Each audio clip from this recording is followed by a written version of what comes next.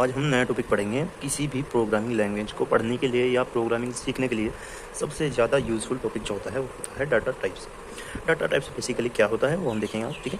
चलो शुरू करते हैं। इन प्रोग्रामिंग लैंग्वेज मतलब कि किसी भी प्रोग्रामिंग लैंग्वेज में डाटा टाइप जो होता है वो स्पेसिफायर होता है। मतलब कि जैसे बोल देते हैं कि इंडिकेटर, यानी कि वो उसकी कैटेगरी बताता है कि ये किस कैटेगरी की वेरिएबल, मतलब कोई वेरिएबल किस कैटेगरी के डाटा को स्टोर करेगा, उसको डाटा टाइप कहते हैं।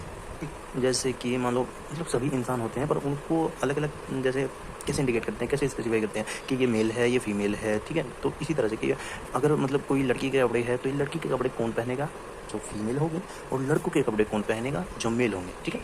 ऐसे ही तो basically there are two types of data types, यानी कि डाटा टाइप्स के दो भाग होते हैं, ठीक है। नॉर्मली एक होता है प्रिमिटिव डाटा टाइप, यानी कि प्रिमिटिव डाटा टाइप क्या होता है, जो किसी भी प्रोग्रामिंग लैंग्वेज की लाइब्रेरी को ऑलरेडी नोन होता है। यानी कि किसी भी लाइब्रेरी में, यानी कि किसी भी प्रोग्रामिंग लैंग्वेज की लाइब्रेरी में जो ऑलरेडी नोन डाटा टाइप्स होते हैं उनको हम कहते हैं प्रिमिटिव डाटा टाइप्स। और ये कौन से होते हैं, एग्जांपल है इंट, कैर, डबल, फ्लोट, ऐसे जैसे होते हैं ना। इंट मतलब इंटीजर, कैर मतलब कैरेक्टर, डबल मतलब पॉइंट वाली वैल्यू, डेसिमल वाली वैल्यू 6 पॉइंट से जो ज़्यादा होती है, मतलब कि 6 वैल्यू से ज़्यादा होती है, और जो फ्लोट होती है वो 6 वैल्यू से कम होती है, ठीक है। दूसरा होता है डिराइव डाटा टाइप्स, यानी कि डिराइव डाटा टाइप्स, इसको हम बोलते हैं यूजर डिफाइंड डाटा टाइप्स भी बोलते हैं।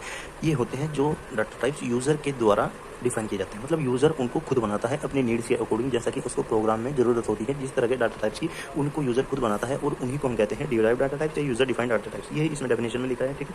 तो इसके एग्जांपल होते हैं pointer, array, structure, etcetera. Thank you.